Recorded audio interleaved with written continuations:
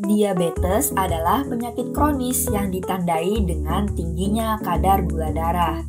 Glukosa merupakan sumber energi utama bagi sel tubuh manusia. Ternyata guys, ada yang namanya indeks glikemik. Indeks ini sangat penting untuk diketahui oleh orang dengan penyakit diabetes agar dapat mengontrol asupan gula darah. Apa sih indeks glikemik ini? Kok kayaknya penting sekali loh untuk penderita diabetes? Mari simak video ini sampai habis, karena di video kali ini, Ilmu Giziku akan membahas mengenai indeks glikemik dan beban glikemik. Sebelum itu, jangan lupa klik like, subscribe, dan nyalakan notif loncengnya ya.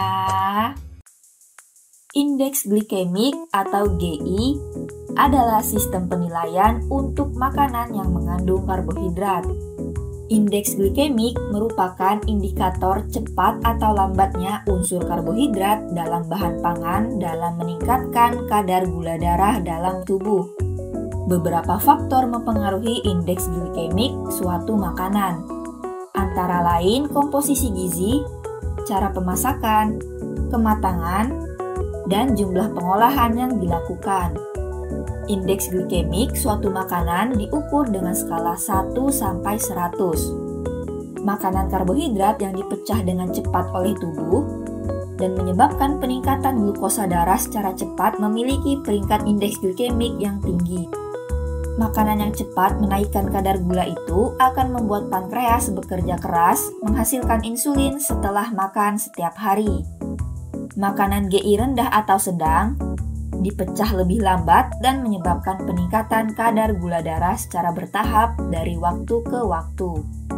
Tinggi rendahnya indeks glikemik suatu makanan terbagi menjadi 3 kelompok, yaitu makanan dengan indeks glikemik rendah kurang dari 55, makanan dengan indeks glikemik sedang 56 sampai 69, makanan dengan indeks glikemik tinggi lebih dari 70.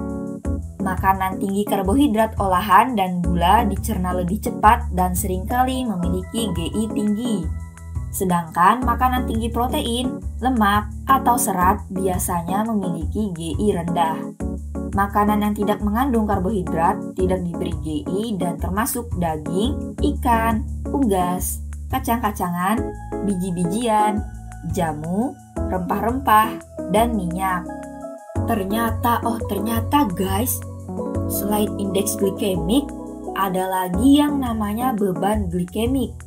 Walah, apalagi toh ini beban glikemik? Beban glikemik adalah seberapa besar karbohidrat yang diserap tubuh dari makanan. Jadi, semakin banyak porsi makanan berkarbohidrat yang kamu makan, maka semakin besar juga beban glikemik yang kamu terima. Beban glikemik dapat menjadi penentu kadar glukosa darah setelah makan. GL dari satu makanan dihitung dengan mengalikan GI dengan jumlah karbohidrat dalam gram yang disediakan oleh satu porsi makanan dan kemudian membagi totalnya dengan 100. Misal saja, 100 gram wortel yang dimasak mengandung 10 gram karbohidrat. Wortel mempunyai indeks glikemik sebesar 49, sehingga didapatkan beban glikemik yang dimiliki oleh wortel adalah 10 kali 49 dibagi 100. Beban glikemik juga dapat diklasifikasikan sebagai berikut. Rendah bila makanan memiliki beban glikemik sebesar 1-10, sedang bila makanan memiliki beban glikemik sebesar 11-19, tinggi bila makanan memiliki beban glikemik sebesar 20 atau lebih tinggi.